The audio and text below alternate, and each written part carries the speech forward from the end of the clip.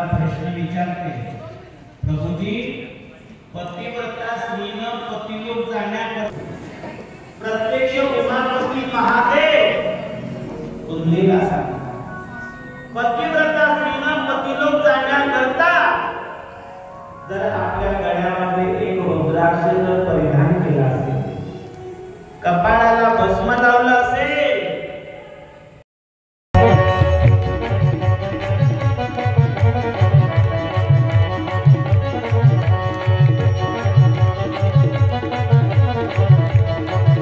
रूपामध्ये सूतजी महाराज वर्णन करतात, महादेवांनी त्या अवस्थेमध्ये सांगितलं की देवी मी सर्वांची काळजी घेतो, एवढंच नाही आपल्या मागे पुढे भगवान एवढं रक्षण. चंद्रदेव यांनी सांगितलं महादेवांना समाधीतून बाजूला काढायचंय आणि भगवान परमात्मा समाधी अवस्थेमध्ये आहे.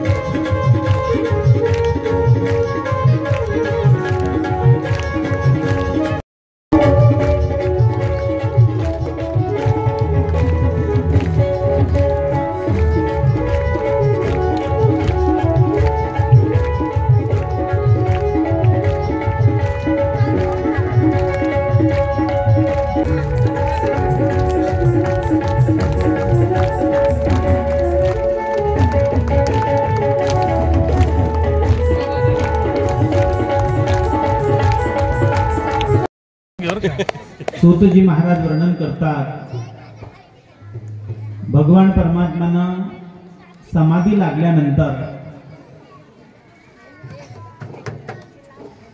इंद्रदेव, ब्रह्मदेव, चंद्रदेव यांनी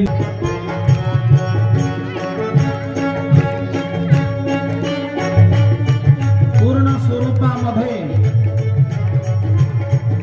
ब्रह्मा उर्वशी नृत्य करू लागलेले, तरीही महादेवांच्या समाधीवरती कोणत्या पद्धतीने असर होत नाहीये.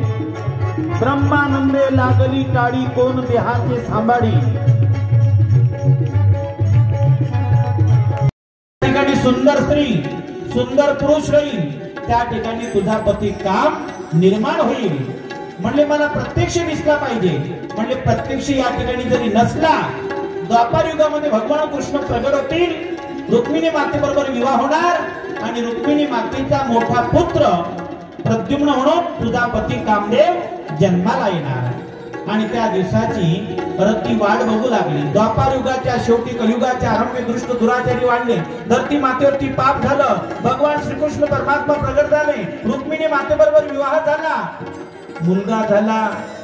भगवान परमात्मानं कंसाला मारले होतं. कंसाचा मित्र शंभरासुर त्यानं छोट्याशा बालकाला रूम सकट उचललं, समुद्र मार्गाने कापत असताना छोट्याशा बालकाचा रडण्याचा आवाज आला आणि त्या स्थितीमध्ये त्या बालकाला बघितलं. अरे रती,